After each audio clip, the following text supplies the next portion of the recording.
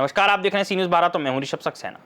बाराबंकी के फतेहपुर के मोहम्मदपुर खाला थाना क्षेत्र में हुए हथगोला कांड में मारे गए शैलेंद्र मौर्य के परिजनों से जनता पार्टी के राष्ट्रीय अध्यक्ष एवं पूर्व मंत्री स्वामी प्रसाद मौर्य ने मुलाकात कर उन्हें सांत्वना दी और पीड़ित परिवार को हर संभव मदद का भरोसा दिया।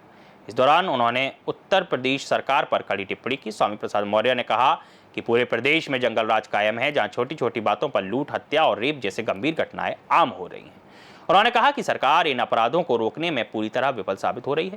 स्वामी प्रसाद मौर्य ने मुख्यमंत्री योगी आदित्यनाथ पर निशाना साधते हुए कहा कि वह केवल भाषणबाजी करते हैं और अपराधियों को लेकर पक्षपातपूर्ण रवैया अपनाते हैं। उनका आरोप है कि अगर अपराधी ठाकुर बिरादरी से है तो उसे संरक्षण मिलता है, जबकि गरीबों पर सख्त कार्रवाई की जाती है। उन्होंने कहा कि योगी सरकार न्याय में भी भेदभाव करती है और पीड़ितों को न्याय नहीं दिला पाती। उन्होंने यह भी कहा कि हाल ही में मोहम्मदपुर खाला थाना क्षेत्र में शैलेंद्र मौर्य हत्याकांड सहित पूरे प्रदेश में 13 हत्याएं हुई, जो मुख्यमंत्री के जीरो टॉलरेंस की असफलता को दर्शाती है। स्वामी प्रसाद ने नामजद अपराधियों को गिरफ्तार कर जेल भेजने और शैलेंद्र के घर पर बुलडोजर चलाने की मांग की। प्रधानमंत्री नरेंद्र मोदी के ऑपरेशन सिंदूर से जुड़े बयान पर उन्होंने सवाल उठाए और उसे हास्यास्पद बताया। इसके अलावा उन्होंने घोषणा की कि 2027 का विधानसभा चुनाव जनता पार्टी अकेले ही पूरे प्रदेश की 403 विधानसभा सीटों पर लड़ेगी। इसके लिए पार्टी ने 29 जिलों की सभी विधानसभा सीटों में अपनी तैयारी पूरी कर ली है। उनका कहना है कि महंगाई, बेरोजगारी, गरीबी, कानून व्यवस्था, किसानों और युवाओं के मुद्दे चुनाव के प्रमुख विषय होंगे।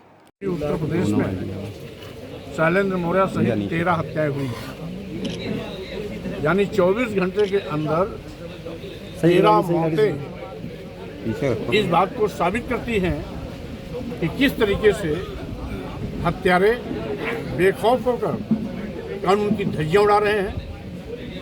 योगी सरकार इन गुंडे माफिया अपराधियों के सामने घुटना टेक चुके हैं। योगी जी बड़ी बड़ी डींग हाँकते हैं। नहीं, मंत्री जी एक बात आपसे पूछना चाहेंगे। किसी को स्वर्ग भेजते हैं, किसी को पाताल भेजते हैं, लेकिन अगर उनकी बिरादरी का कोई गुंडा माफिया अपराधी है तो सत्ता के गलियारे में उसका सम्मान किया जाता है। और यहाँ पर भी हत्यारा माननीय मुख्यमंत्री की बिरादरी का ही सर्टिफिकेट लेके घूम रहा है। इस तरीके से अगर कोई गरीब घर का, कोई एससी समाज का, कोई दलित समाज का, कोई पिछड़े समाज का व्यक्ति अगर छोटी घटना कर देता है, उसके घर में बुलडोजर चली जाती है। लेकिन चूंकि यहाँ के कुख्यात माफिया अपराधी ठाकुर बिरादरी के हैं, माननीय मुख्यमंत्री से उनका जात का नाता है, इसलिए ये सरकार ऐसे लोगों के घरों पर बुलडोजर नहीं चलाई जाती है।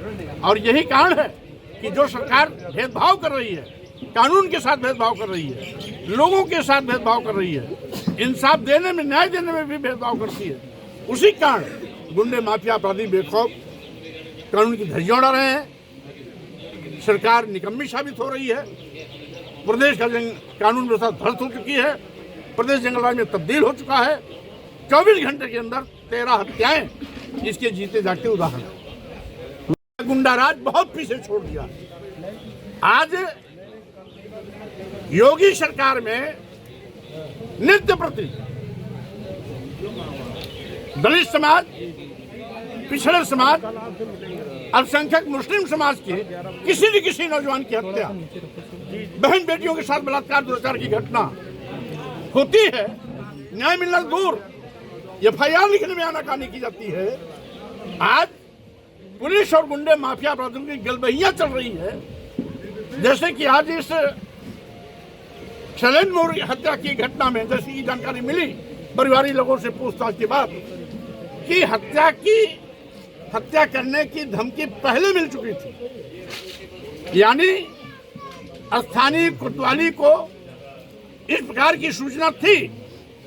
अगर इन हत्यारों के खिलाफ धमकी के सूचना के बाद कानूनी कार्रवाई कर दी गई होती तो शायद शैलेंद्र मौर्य की हत्या नहीं होती। बाराबंकी से सी न्यूज़ संवाददाता हयातुर रहमान की रिपोर्ट। स्वामी प्रसाद मौर्य की यह टिप्पणी और घोषणा आगामी चुनाव में राजनीतिक हलचल बढ़ाने वाली है।